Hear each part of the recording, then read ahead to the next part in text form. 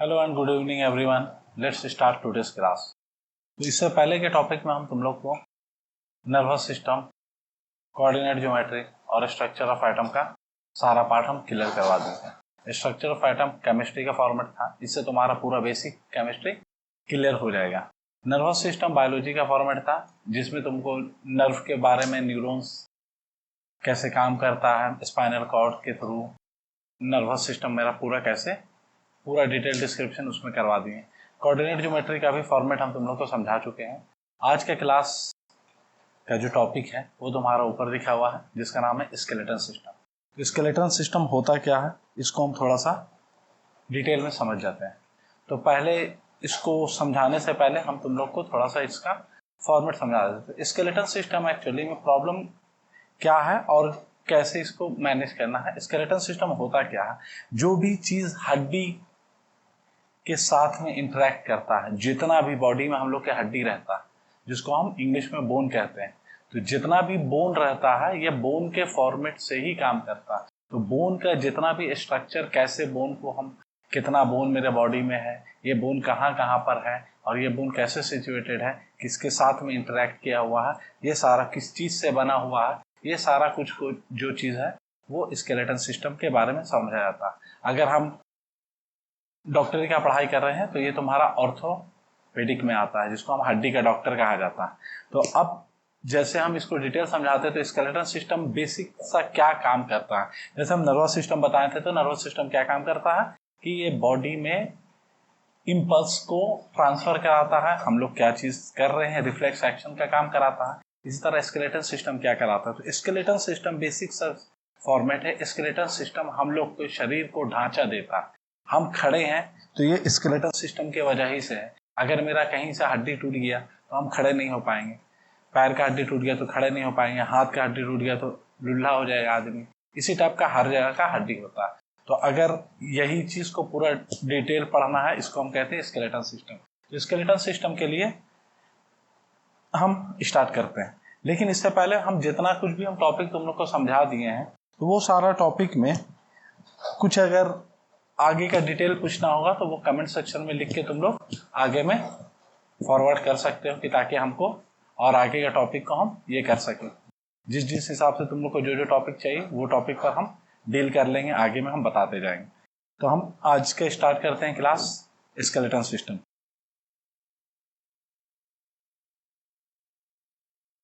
तो skeleton system को समझने के लिए पहला चीज हम जानते हैं, एक होता है एक्सो, एक होता है इंडो। एक्सो स्केलेटन और इंडो स्केलेटन। एक्सो स्केलेटन मतलब जो भी हड्डी या जो भी तुम्हारा बोन्स का फॉर्मेट बाहर के तरफ रहता है उसको हम कहते हैं एक्सो, और जो भी चीज मेरा अंदर के तरफ रहता है जिसको हम कहते हैं इंडो। तो अब सवाल यहाँ आया कि हड्डी कभी बाहर दिखा तो उसको हम कहेंगे एक्सो, अब हड्डी कभी अंदर दिखा तो उसको हम कहेंगे इंडो। तो अब हड्डी कभी बाहर दिखे ये कैसे पॉसिबल है सर, हम लोग तो इंसान है, हम लोग का तो हड्डी दिखता नहीं है।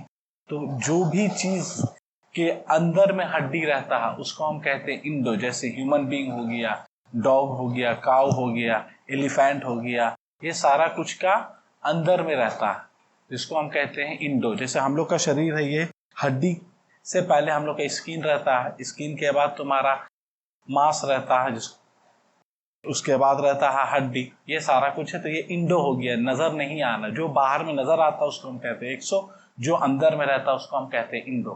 तो एक्सो स्केलेटन और इंडो स्केलेटन।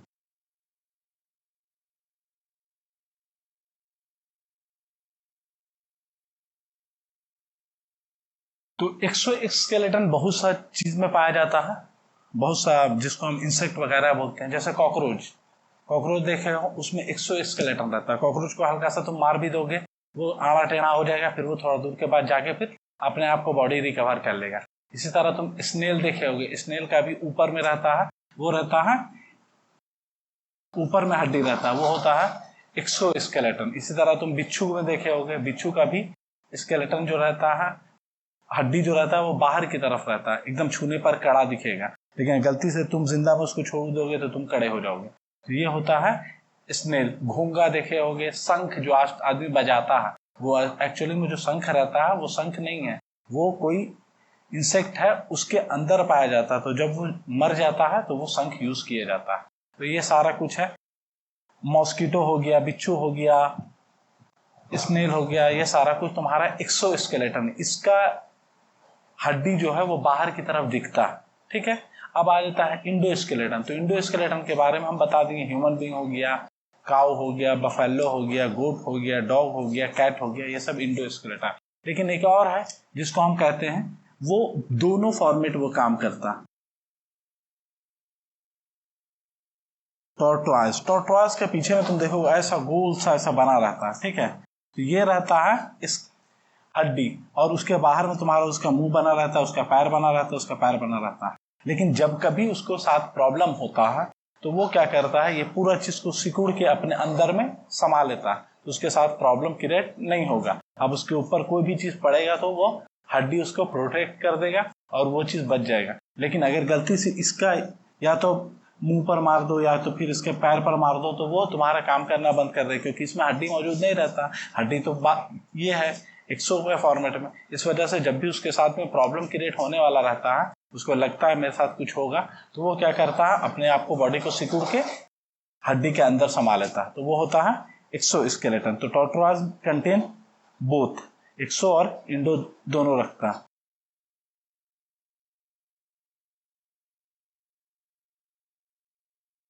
तो अब हम लोग का यहां तक तो समझ में आया होगा, एक्सोस्केलेटन क्या होता है, इंडोस्केलेटन क्या होता है। इसके बाद हम आते हैं, तो अब बोन के बारे में हम समझते हैं, क्योंकि स्केलेटन सिस्टम बेसिक सब पार्ट बात करता है, तो वो बोन ही के बारे में बात करता है। तो बोन जो होता है वो बोन दो फॉर्मेट का होता है। ठीक है, एक बोन होता है जो कड़ा रहता है, जैसे ये वाला पोजीशन अगर हम ऐसे तोड़ेंगे ये कड़ा रहता है, तो ये होता है बोन। ठीक है, इसके बाद एक ऐसा बोन रहता है जो बोन तो रहता है लेकिन वो बोन के फॉर्मेट में नहीं रहता, इस वजह से उसका नाम चेंजेस होता है, उसको हम कहते हैं कार्टिलेज। जैसे ये कान का हड्डी, ये जहां से भी हम मोड़ना चाहे मुड़ सकता है, ये होता है कार्टिलेज। ये हो गया बोन और ये हो गया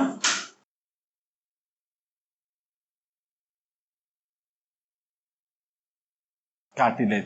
तो बोन और कार्टिलेज में डिफरेंस क्या है, एकदम सिंपल सा बात है, जो कड़ा रहता है वो बोन होता है, जो हल्का सा सॉफ्ट रहता है वो कार्टिलेज होता है। तो बोन और कार्टिलेज का हम फॉर्मेट तुम लोग को समझा दिए।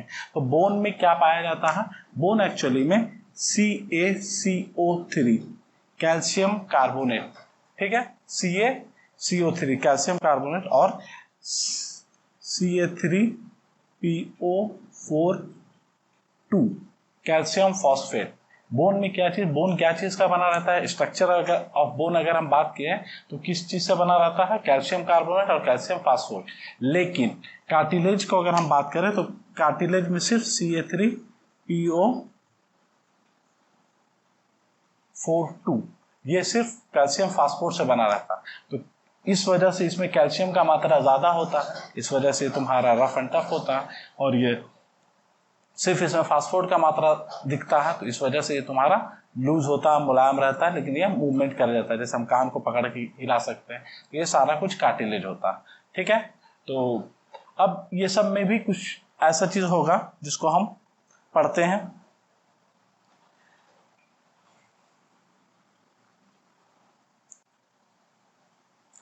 तो इसमें पाया जाता ओसिन प्रोटीन पाया जाता है, और इसमें कैंट्रिन प्रोटीन पाया जाता है।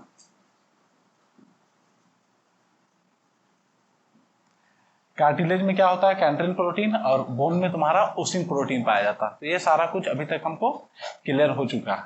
इसके बाद अगर हम बात कर रहे हैं, तो अगर हम एक हड्डी देखते हैं, मान लो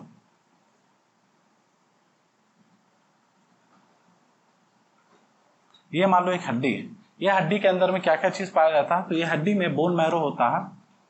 ठीक है,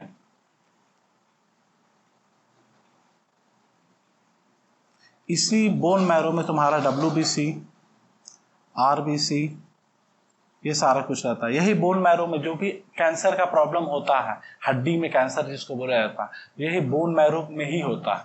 इसके अंदर जो, अगर तुम लोग नॉन वेजिटेरियन होगे तो इसको खाए होगे तो पता चलेगा क्या रहता है इसके अंदर में। तो ये बोन मैरो जो रहता है इसी के अंदर WBC RBC ये सारा कुछ रहता है, और यही चीज में जब भी होता है तो बोन मैरो में ही कैंसर होता है, इसके अलावा और कहीं कैंसर क्रिएट नहीं होता। समझ में आ गया। इससे पहले भी हम तुम लोग को शायद नर्वस सिस्टम में बता दिए थे कि किस वजह से कैंसर कहाँ होता है, ये सारा कुछ हम पहले से डिटेल में बता चुके हैं। तो ये बोन मैरो में ही कैंसर पाया जाता है। तो यहाँ तक क्लियर है। अब इसको हम मिटा दें, इसके आगे हम बताते हैं।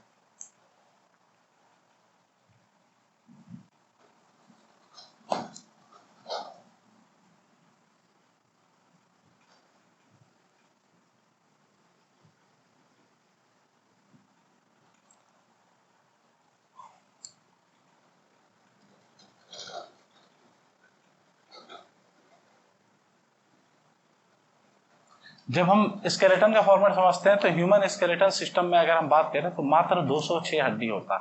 कितना? 206। लेकिन जब बच्चा पैदा होता है तो उसका 300 प्लस हड्डी रहता है, वो धीरे धीरे कम होके 270 या तो 300 या तो 270 के फॉर्मेट में रहता है। ठीक है, धीरे धीरे कम होके 208, एक ऐसा स्टेज आता है 30 प्लस में, उसका 206 हड्डी हो जाता है। 206 हड्डी ये कंफर्मेशन है किसका? हर का, लड़का लड़की सब में पाया जाता है। ह्यूमन सिस्टम में अगर हम बात करें तो एक पर्सनल आदमी में, एक नॉर्मल आदमी में 206 हड्डी पाया जाता है। क्लियर यहाँ तक? तो 206 हड्डी में हड्डी का हम विभाजन करते हैं, हड्डी को हम दो पार्ट में बांट देते हैं। तो एक हो जाता है एपेंडिकुलर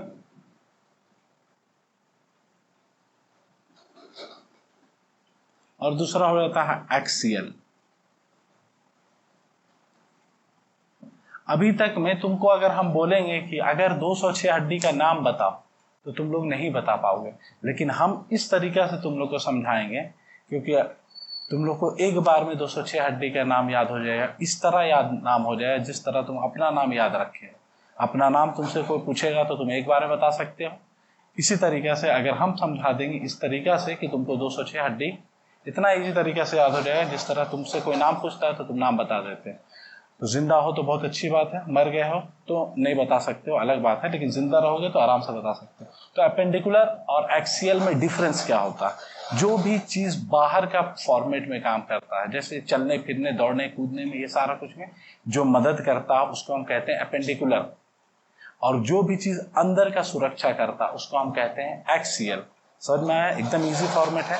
जो भी चीज चलने फिरने दौड़ने में मदद करता है उसको हम कहते हैं एपेंडिकुलर, और जो भी चीज अंदर के फॉर्मेट में काम करता है, जो अंदर का प्रोटेक्शन करता है, उसको हम कहते हैं एक्सियल। तो अंदर का प्रोटेक्शन और बाहर का प्रोटेक्शन में क्लियर है। बाहर का प्रोटेक्शन के लिए एपेंडिकुलर यूज करते हैं और अंदर का फॉर्मेट के लिए एक एक्सियल यूज करते हैं। बायोलॉजी समझने से पहले थोड़ा सा तुम लोग को मैथ का कैलकुलेशन इसमें जरूरी है समझना। अब कैसे समझना जरूरी है?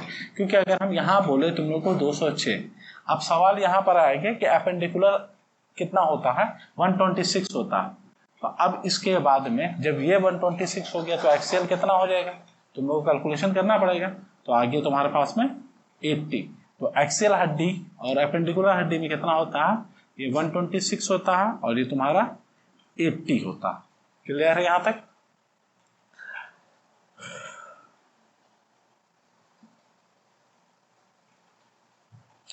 तो हम क्या बताएं, अभी चलने फिरने कूदने मदद करता है, दौड़ने, तो ये मेरा हाथ काम करेगा, ये भी हाथ काम करेगा, ये पैर काम करेगा, दूसरा पैर काम करेगा।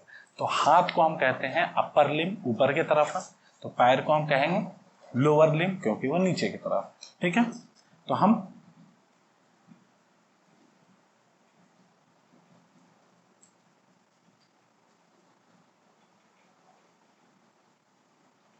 ये जो है तुम्हारा एपेंडिकुलर का फॉर्मेट हम समझा रहे हैं, इस वजह से यहाँ पर हम एक्सियल को मिटा दे रहे हैं क्योंकि कहीं गलती से तुम एक्सियल ना समझ जाओ, इस वजह से। तो एपेंडिकुलर का फॉर्मेट हम समझा रहे हैं। तो एपेंडिकुलर क्या होता है? हैंड, अपर लिम जिसको कहते हैं।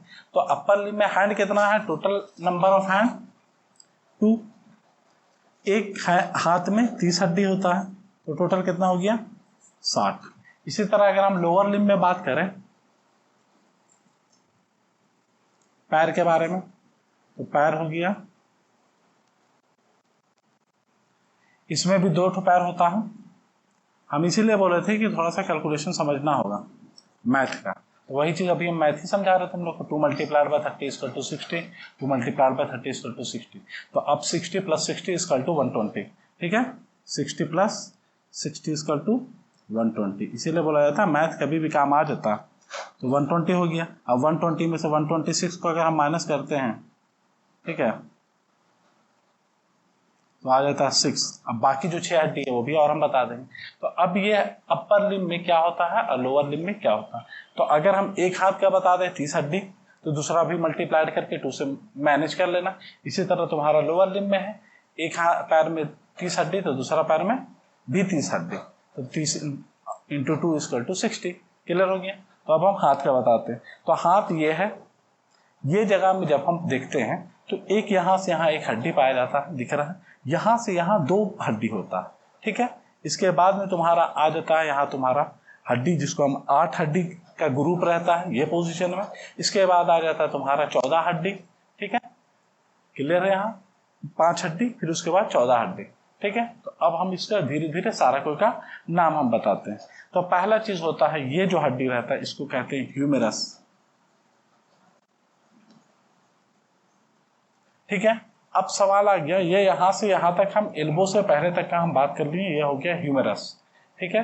तो ये हाथ में हड्डी जो हुआ इसको हम ह्यूमेरस कहते हैं। ये पोजीशन में, यही सेम पोजीशन यहाँ हो गया, तो ये पोजीशन में जो भी रहेगा हड्डी उसको हम ह्यूमेरस कहेंगे। ये हो गया ह्यूमेरस। इसके बाद हम एल्बो के नीचे जाते हैं। तो एल्बो के नीचे 2 पार्ट हो गया, देखो एल्बो के नीचे 2 पार्ट हो गया। तो मान लो हम यहाँ से आ रहे हैं, तो एक तुम्हारा कनेक्टिविटी कर रहा है थंब के साथ और एक कनेक्टिविटी कर रहा है ये बाकी फिंगर के साथ, मतलब लिटिल फिंगर के साथ। तो जो थंब की ओर कनेक्टिविटी करता है उसको हम कहते हैं रेडियस,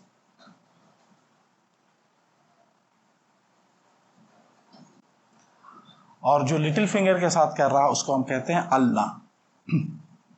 ह्यूमरस रेडियस अल्ना, क्या हो गया, humerus radius ulna, humerus radius ulna. तो जो सिंपल सा बात है, जो थंब की ओर कर रहा है वो हो गया रेडियस। तो अगर हम यहाँ पर लिख भी सकते हैं तो कोई दिक्कत नहीं, ताकि तुम लोग को आराम से समझ में आ सके। जो थंब की तरफ कनेक्टिविटी कर रहा है वो हो गया रेडियस, जो इधर लिटिल फिंगर की तरफ कर रहा है वो हो गया अल्ना। ह्यूमरस रेडियस अल्ना, ये एक एक रहता, कितना, 1 1 और 1 3 हुआ। अब हमको टोटल कितना पढ़ाना है, 27। तो अब 27 को पढ़ने के लिए तो थोड़ा सा दिक्कत हो गया हमको। इसके बाद यहां पर हम आते हैं, ठीक है। यहां पर 8 हड्डी का बोन रहता है, 8 हड्डी रहता है, वो होता है कार्पल।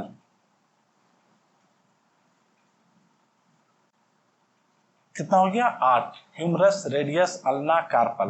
कार्पल के आगे अगर हम बढ़ते हैं तो कार्पल से मिला जुला ही नाम रहेगा, जिसको हम कहेंगे मेटाकार्पल, ठीक है। वो होता है 14। अब 14 कैसे हुआ, थोड़ा सा दिमाग लगा लो, कैसे होगा, रीजन समझ लो। बोलेगा सर ये 14, ठीक है, यहां से जो भी निकला है ये 14 हो गया, ठीक है। तो कार्पल 8 हो गया, इसके बाद आ गया मेटाकार्पल, इसके बाद आ गया 14। तो अब ये 14 को हमको समझना है कैसे होगा। देखो यहाँ जब हम मूवमेंट करा रहे हैं तो ये तुम्हारा 3 फॉर्मेट में मूवमेंट कर रहा है, फर्स्ट सेकंड थर्ड। यहाँ जब फॉर्मेट करा रहे हैं तो फर्स्ट सेकंड थर्ड, यहाँ भी फर्स्ट सेकंड थर्ड, यहाँ फर्स्ट सेकंड थर्ड।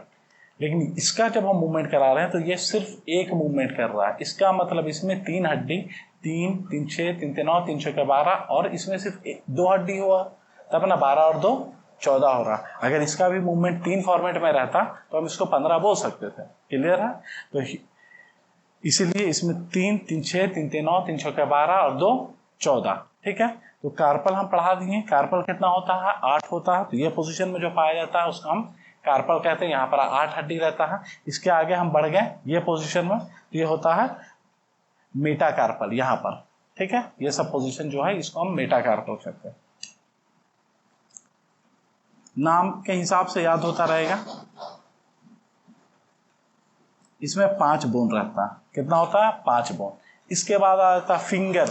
फिंगर का नाम से इंडिकेट होगा, तो फिंगर से बना है फ्लैंगस।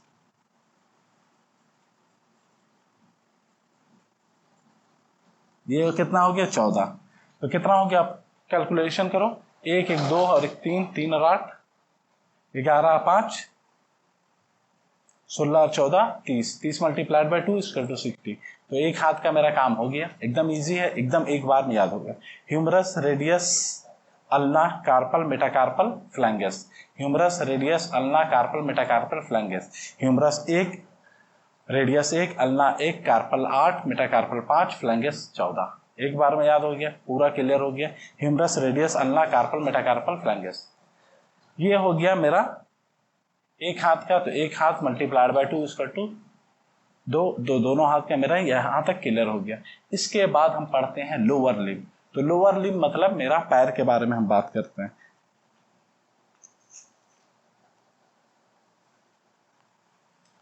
तो पैर में भी यही होगा। तो पैर में सबसे पहले ऊपर का पोजीशन, जिस तरह यहाँ पर काम पढ़े थे उसी तरह पैर का ऊपर का पोजीशन पढ़ते हैं। तो पैर का ऊपर पोजीशन में आता है फेमर, लॉन्गेस्ट बोन। अगर हम बात करें तो ये क्लास 5-6 में पढ़ चुके होंगे। Longest bone find in our body is called femur. Femur is the longest bone of our body. इसी के साथ में थोड़ा सा यहाँ पर भी 2 पार्ट में ये हुआ था। तो फेमर के बाद आ जाता है क्या चीज, 2 पार्ट में डिस्ट्रीब्यूट करेगा। तो 2 पार्ट में डिस्ट्रीब्यूट करने से पहले में क्या आ जाता है, हम लोग का बीच में ये पोजीशन आ जाता है, इसको हम कहते हैं,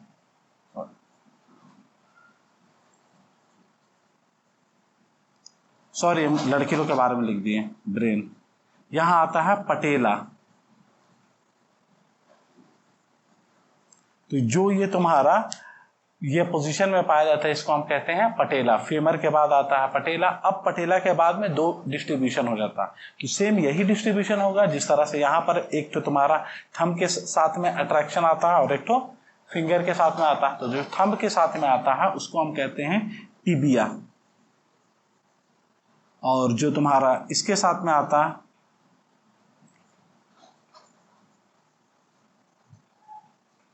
तो फेमर 1, पटेला 1, टिबिया 1, फिबुला 1। तो longest bone in our body is called femur, shining bone in our body is called tibia. Tibia टिबिया के बारे में अगर हम बात करें तो शाइनिंग बोन, सबसे शाइनिंग बोन अगर हम बॉडी का होता है तो वो होता है टिबिया। तो टिबिया हो गया, फेमर 1 हो गया, पटेला 1 हो गया, टिबिया 1 हो गया, फिबुला 1 हो गया। यहाँ देखो कोई भी पटेला मौजूद नहीं था, तो इस वजह से यहाँ पर कार्पल जो था वो 8 था, लेकिन यहाँ पर एक पटेला एक्स्ट्रा हो गया। तो अगर हम पटेला को काउंट कर किए हैं तो ये वाला चीज तो कहीं ना कहीं एक कम होगा ना। तो यहाँ पर हम कार्पल लिखे थे, हाथ के साथ में कनेक्टिविटी था, इस वजह से हम कार्पल लिखे। पैर के साथ में कनेक्टिविटी है तो पैर को इंग्लिश में हम टो बोलेंगे, नीचे वाला चीज को हम टो बोल सकते हैं। तो टो से मिलता जुलता नाम है जिसको हम कहेंगे टार्सल। तो टार्सल पटेला होने की वजह से यहाँ पर 8 था, तो पटेला होने की वजह से यह 7 हो गया।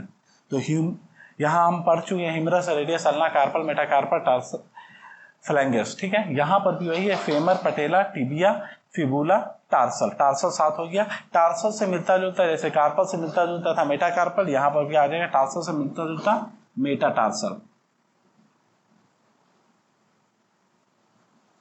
ये भी वही रहेगा 5। इसके बाद आ जाता फिर वही नाम आ जाता फ्लैंगस, ये 14। इसमें भी सेम वही फॉर्मेट है। तो 30 और 30 60 हो गया हाथ का अपर लिम्ब, लोअर लिम्ब हो गया 30 और 30 60 लोअर लिम्ब। यहाँ हम बता दिए 60 60 120 हो गया। अब बचा सिर्फ 6। तो 6 में अगर हम पढ़ लेते हैं तो 126 मेरा टोटल क्लियर हो जाएगा। अब ये 6 को हमको समझाना है, तो ये 6 क्या होता है, कहाँ कहाँ पाया जाता है, इसको हम बताते हैं।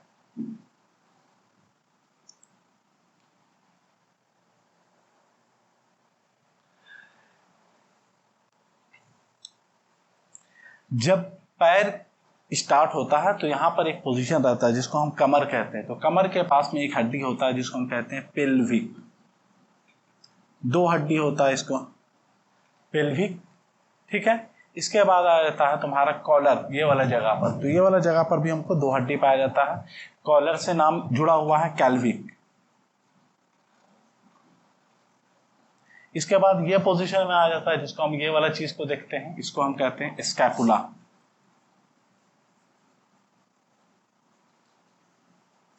तो ये टोटल हड्डी जो हो गया ये तुम्हारा 126 हो चुका है। अगर हम फिर से रिवीजन करवाएं तो एकदम इजी है। अपेंडिकुलर में 126 होता है। 126 में तुम्हारा 2 फॉर्मेट हो जाता है, हैंड का upper limb, lower limb. Hand जो तुम्हारा हो गया उसमें तुम्हारा एक हाथ का अगर हम पढ़ लेते हैं तो वो उसको दो हाथ में भी वही हो जाता है, पैर का भी उसी तरह है। तो एकदम इजी तरीके से अगर हम साफ करना चाहें, याद करना चाहें तो आराम से याद हो सकता है। पहला चीज humerus, radius, ulna, carpal, metacarpal, phalanges. ठीक है, humerus, radius, ulna, carpal, metacarpal, phalanges. Humerus 1, radius 1, ulna 1, carpal 5, carpal 8, metacarpal 5, phalanges 14। ठीक है, क्लियर है। इसी तरह इसमें हम बात करें लोअर लिम्ब में तो फेमर पटेला। ठीक है, फेमर पटेला। फिर उसके बाद आ गया तो दो पार्ट में डिवीजन हो गया, तो दो पार्ट में डिवीजन हो गया तो एक आ गया टिबिया, एक आ गया फेबुला। फिर पटेला होने की वजह से एक कम होगा हड्डी, लेकिन और कहीं कम ना होके वो कार्पल की जगह पर वहां पर टार्सल आ गया था, तो टार्सल में 7 हड्डी हो गया था, तो वो हो गया 7। और फिर आ गया मेटाटार्सल, वो हो गया 5, फ्लैंगस हो गया 14। ठीक है, 30 30 60, 30 30 60, 120। 120 के बाद आ गया पेल्विक, जो तुम्हारे कमर में पाया जाता है उसको हम कहते हैं पेल्विक। फिर तुम्हारा केल्विक, जो तुम्हारे कॉलर के पास पाया जाता है उसको हम कहते हैं केल्विक। इसके बाद आ जाता है स्कैपुला। स्कैपुला मतलब ये जो पीछे वाला, इसको हम पखुड़ी बोलते हैं हिंदी में, ये वाला चीज जो पकड़ा आता है उसको हम कहते हैं स्कैपुला। दो साइड में रहता है तो वो होता है स्कैपुला।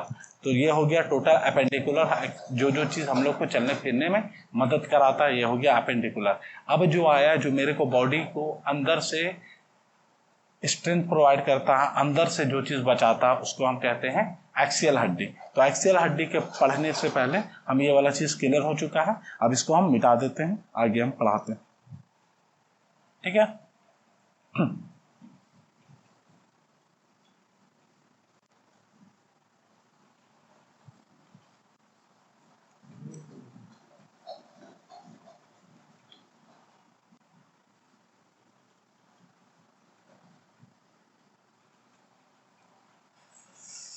फिर से अगर हम रिवीजन करना चाहें तो भी मेरे को अपने आप से इजी तरीका है। अपेंडिकुलर में 126 हड्डी होता है, 126 में तुम्हारा दो फॉर्मेट होता है, upper limb, lower limb. Upper limb hand हो गया, लोअर लिम्ब पैर हो गया। अपर लिम्ब में तुम्हारा 30 30 60 होता है, एक हाथ में 30, दूसरा हाथ में 30, पैर में भी 30, दूसरा पैर में भी 30। तो पहला हो जाता है ह्यूमरस, दूसरा हो जाता है रेडियस, जो थंब की तरफ रहता है, humerus, radius, ulna, carpal, metacarpal, phalanges. इसमें पैर में आ जाता है तो ये femur, patella, tibia, fibula, tarsal, metatarsal, phalanges. उसके बाद आ जाता है पेल्विक, केल्विक और स्कैपुला। यहाँ तक टोटल 126 आ। अब सवाल यहाँ पर ये आया कि जब हम 126 को याद आराम से कर लिए तो 80 मेरे लिए क्या है? कुछ नहीं है। दूसरा चीज, 80 जिस लेवल पर तुम लोग हो, इसको 80 याद करने का जरूरत नहीं पड़ेगा। जो चीज याद करने का था इसीलिए हम पूरा डिटेल लिख दिए। अभी तो तुम डॉक्टरी का पढ़ाई नहीं करने जा रहे हो, या फिर तुम लोग नीट क्लियर करके तुम लोग डॉक्टर नहीं बन रहे हो ऑर्थो का, तो इस वजह से उसको पूरा याद नहीं करना। तो इसमें कुछ कुछ चीज को अच्छा तरीके से समझ लेना है, और कितना हड्डी कहाँ कहाँ पाया जाता है इसको उतना ज्यादा जरूरत नहीं होगा कि हर हड्डी का हमको नाम याद रखें। इसमें कुछ कुछ हड्डी का हमको नाम याद रखना पड़ता है, कुछ कुछ हड्डी को हमको इग्नोर करना पड़ता है। ठीक है, जब तुम लोग आगे में जब डॉक्टरी का पढ़ाई करोगे, या फिर ऐसा नहीं है कि हम ही डॉक्टर है जो हम तुमको पूरा डिटेल बता देंगे, हम टीचर हैं, डॉक्टर नहीं है जो तुम लोग को पूरा डिटेल बता। तो ये 80 होगा, तो 80 में से कुछ कुछ का याद करना, कुछ कुछ का याद नहीं करना। तो इसके बाद आ जाता है, तो इससे पहले टॉपिक हम पढ़ाए थे जिसको हम कहेंगे स्पाइनल कॉर्ड का फॉर्मेट, समझाए थे तुम लोग को, शायद याद होगा, समझाए थे, जिसको हम नर्वस सिस्टम में हम पूरा डिटेल डिस्क्रिप्शन करवा चुके हैं। तो स्पाइनल कॉर्ड कहाँ पाया जाता है? ये रीढ़ का हड्डी में पाया जाता है, रीढ़ का हड्डी में पाया जाता है। रीढ़ का हड्डी जो रहता है, मान लो ये रीढ़ का हड्डी है, ठीक है, तो इसके बीच से स्पाइनल कॉर्ड पार होगा। तो ये जो स्पाइनल कॉर्ड है इसका भी तो सुरक्षा जरूरत है, ये लेकिन अंदर का पार्ट हो गया, तो इसीलिए हम इसको एक्सियल कहते हैं। तो ये अंदर का फॉर्मेट है, तो इसको सुरक्षा प्रदान करेगा कौन करेगा? एक्सियल हड्डी प्रदान करेगा। तो ये जो होता है इसको हम कहते हैं एक्सियल हड्डी। ये होता है तुम्हारा टोटल, इसको अगर हम इंग्लिश में इसके फॉर्मेट में बात करें तो ये होता है वर्टिब्रल कॉलम।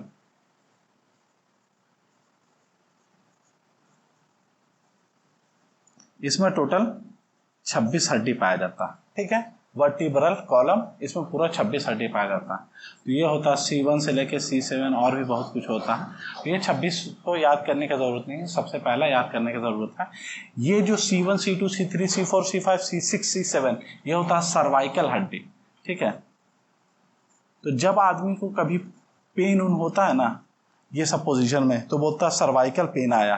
तो ये सर्वाइकल बोन में जो भी पेन होता है उसको हम सर्वाइकल पेन कहते हैं। तो ये C1 का फॉर्मेट होता है, इसको हम कहते हैं एटलस। बस यही याद करना है, उसके अलावा और तुम लोगों को कुछ याद नहीं करना, सी के बाकी सब का जरूरत नहीं। तो अब यहाँ पर 80 में से हम 26 माइनस कर दिए, कितना बचा?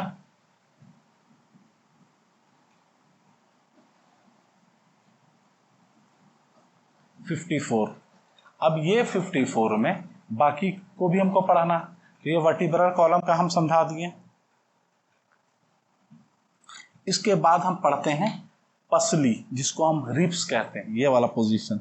ये तो अंदर का ना ये करता है, दम है तो आके लड़ो, ऐसे बोलेगा आदमी। तो ये वाला चीज के वजह ही से ये हड्डी मेरा बचा रहा है ना, तभी ना हम इसको हम बोल रहे हैं। नहीं तो फिर हड्डी नहीं रहता तो अगर हल्का सा ऐसा चोट लगेगा तो आदमी निकल जाएगा, क्योंकि दिल बहुत कमजोर रहता है। इसके बाद हम पढ़ते हैं रिब्स, जिसको हम चेस्ट कहते हैं।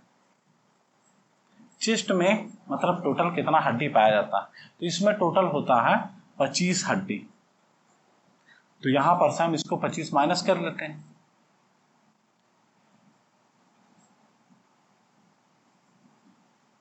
ठीक है, 14 ये टोटल 29। इसीलिए बोले थे कैलकुलेशन इंपॉर्टेंट है, मैथ पढ़ाना होगा बायो के फॉर्मेट। तो इसमें क्या होता है, इसमें तुम्हारा देखोगे ऐसे ऐसे करके ये रिब्स बना हुआ, तो इस साइड 12 और इस साइड 12। तो अगर हम ऐसे बात करें तो ये ऐसे करके ये रिब्स का फॉर्मेट बना हुआ, ठीक है। तो ये रिब्स में तुम्हारा टोटल होता है 25, जिसमें से एक तो जो बीच वाला रहता है ये वाला में आके सब रिब्स जुड़ा रहता है, ठीक है। आगे पीछे, पीछे से वर्टिब्रल कॉलम से और आगे में स्टर्नम, तो इसका नाम होगा स्टर्नम। स्टर्नम एक हड्डी होता है जिसमें वेल्डिंग करके भगवान भी कितना अच्छा कारीगर था, वो सारा कुछ को वेल्डिंग कर दिया। लेकिन दो हड्डी जो रहता है, इधर का 11-12 और इधर का जो 11-12, वो आके कनेक्ट नहीं रहता, वो फ्लोटिंग रिब्स रहता, ठीक है।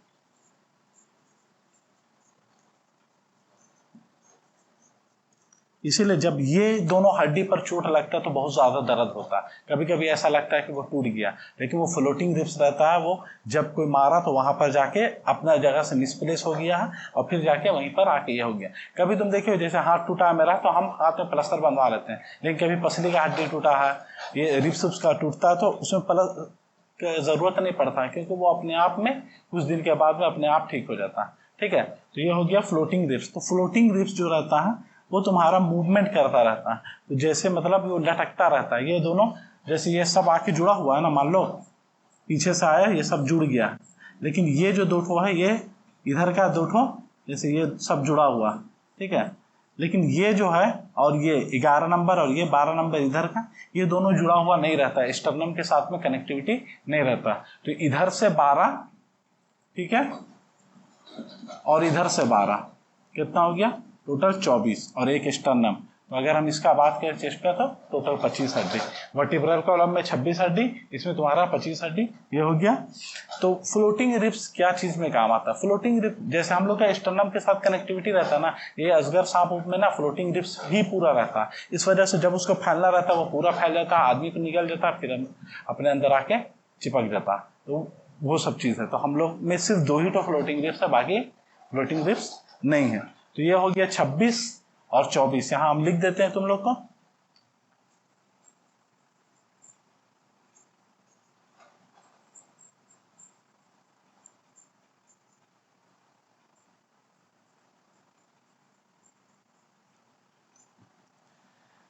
तो यहां कितना हो गया? टोटल 29 हड्डी। तो इसका मतलब अब मेरा बचा सिर्फ 29 हड्डी। तो 29 हड्डी ये पूरा ये हेड में होगा। तो ये हेड में 29 हड्डी होने से मतलब ये पोजीशन में बात कर रहे हैं, क्योंकि हम पूरा नीचे का तो हम बात कर चुके हैं, ऊपर नीचे सबका हम बात कर चुके हैं, ये पोजीशन का हम बात कर रहे हैं। ये पोजीशन में पूरा 29 हड्डी पाया जाता है। 29 हड्डी में 3 हड्डी कान का हो गया इस साइड में और 3 हड्डी कान का हो गया इस साइड में, तो 3 और 3 6 हड्डी हट गया, तो बचा 23 हड्डी। तो 3 हड्डी कान का होता है, तो इसको हम MIS से पढ़ते हैं। जब ENT का कोर्स करोगे ना, ENT मतलब डॉक्टरी में ENT आंख नाक और टंग मतलब ईयर नोज और टंग का फॉर्मेट में जब डॉक्टरी जो पढ़ता है वो पूरा डिटेल पढ़ेगा। तो मिस जो होता है इस शॉर्ट फॉर्म में मिस, इसका होता है मैलियस इंकस स्टेप्स। स्टेप्स होता है सबसे छोटा हड्डी। अगर हम बॉडी का सबसे लंबा हड्डी का बात करें तो फेमर हुआ, सबसे शानी हड्डी का बात करें तो टिबिया हुआ, और सबसे छोटा हड्डी का बात करें तो स्टेप्स हुआ। तो मेलियस इंकस स्टेप्स। तो ये कान कितना होता है टोटल 2, तो 2 × 3 = 6, तो यहाँ पर हम 6 लिख दिया, बचा मेरा 23 हड्डी। ठीक है, 23 हड्डी जो टोटल हो गया, तो ये कान हटा दिए तो अब पूरा मुंडी में पूरा 23 हड्डी हो गया सर मिला के। तो ये 23 हड्डी में एक और हड्डी होता है जिसको हम कहते हैं होवाइड हड्डी, जो ये पोजीशन में पाया जाता है। ठीक है, जब आदमी को फांसी से लगता है ना, तो ये होवाइड ही हड्डी पर पड़ता है और वहां का हड्डी टूट जाता है, इस वजह से आदमी एक बार में मर जाता है। ये जो हड्डी होता है ये हाइड हड्डी होता है, होवाइड हड्डी, यही वाला जगह पर फांसी पड़ता है। तो यहाँ पर जब भी फांसी पड़ेगा तो ये हड्डी टूट जाएगा और ये हड्डी से आदमी मर जाएगा। तो ये एक और हड्डी को माइनस कर दी, तो अब मेरा बचा 22 हड्डी। तो 22 हड्डी मतलब इतना पोजीशन में अब सिर्फ 22 हड्डी है कान को छोड़ के। ठीक है, तो 22 हड्डी में हम इससे पहले चैप्टर जब पढ़ाए थे जिसका हम नाम लिखे थे तुम लोग को नर्वस सिस्टम, नर्वस सिस्टम में हम पढ़ाए थे कि ब्रेन में टोटल 8 हड्डी होता। तो अब यहां से अगर हम 8 हड्डी माइनस कर दें तो 14 हड्डी। इसीलिए बोला जाता है, तो मुंह पर जितना भी ये पोजीशन हुआ, ये पोजीशन में टोटल कितना हड्डी होता है 14 हड्डी। तो 14 हड्डी में इसीलिए बोला जाता है 14वीं का चांद। क्यों बोला जाता है? क्योंकि टोटल जो मुंह बना हुआ है ये 14 हड्डी का ग्रुप से बना हुआ।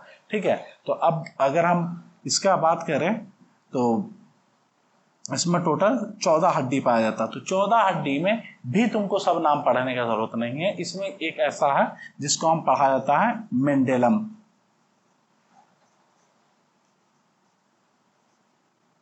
मेंडेबल, सॉरी,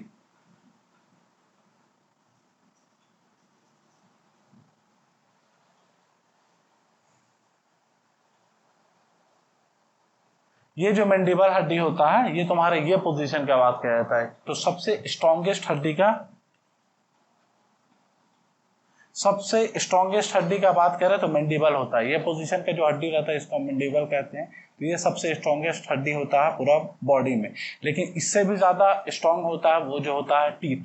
तो जो टीथ होता है वो इससे भी ज्यादा स्ट्रॉन्ग होता है, लेकिन वो टीथ हड्डी नहीं रहता है, इस वजह से उसको हम नहीं बोलते हैं। तो ये सारा कुछ हो गया। तो ये ब्रेन के बारे में क्रैनियम बोन होता है, इसका तो हम बता चुके थे तुम लोग को पहले ही। 8 हड्डी का ग्रुप रहता है और ये 14 हड्डी हो गया मैंडिबल। ये सब होने के बाद जब मेरा स्पाइनल कॉर्ड से नस आता है, ये सारा कुछ कहीं ना कहीं आके मिलेगा, तो ये पोजीशन में आके मिलता है, ये वाला पोजीशन में आके मिलता है। इसको हम कहते हैं फोरामिन मैंगलम।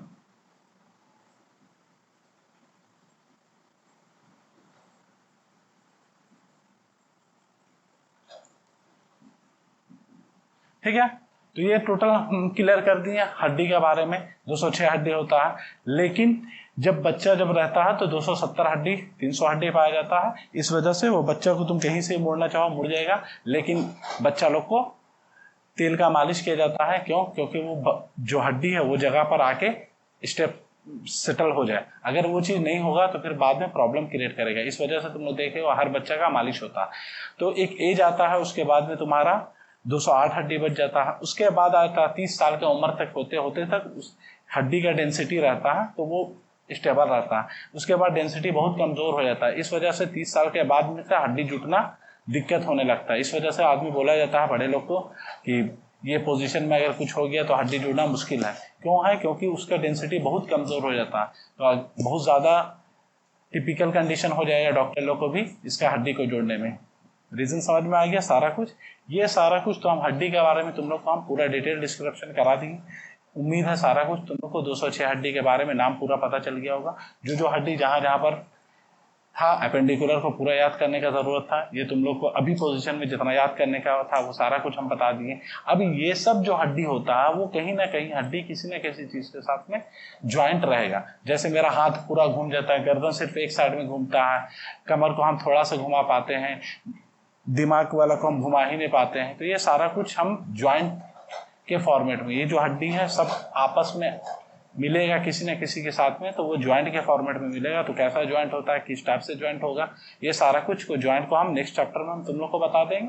अभी तक में उम्मीद है तुम लोग को हड्डी के बारे में समझ में आ गया होगा। कुछ अगर नहीं समझ में आया होगा तो कमेंट सेक्शन में कमेंट करके पूछ सकते हो। तब तक के लिए बाय।